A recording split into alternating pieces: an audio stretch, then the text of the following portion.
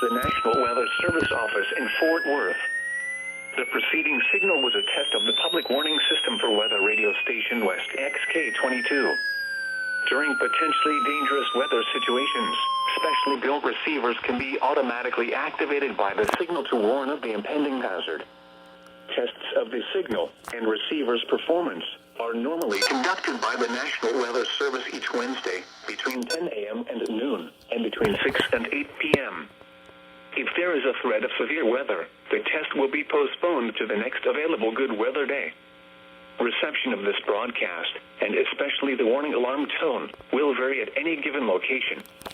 This variation, normally more noticeable at greater distances from the transmitter, can occur even though you are using a good quality receiver in good working order. The warning alarm tone will be activated for hazardous watches and warnings for the following counties in North Texas: Collin, Cook, Denton, Fannin, and Grayson. In the following counties in southern Oklahoma: Bryan, Carter, Johnston, Love, and Marshall. This concludes the test of weather radio station WXK22.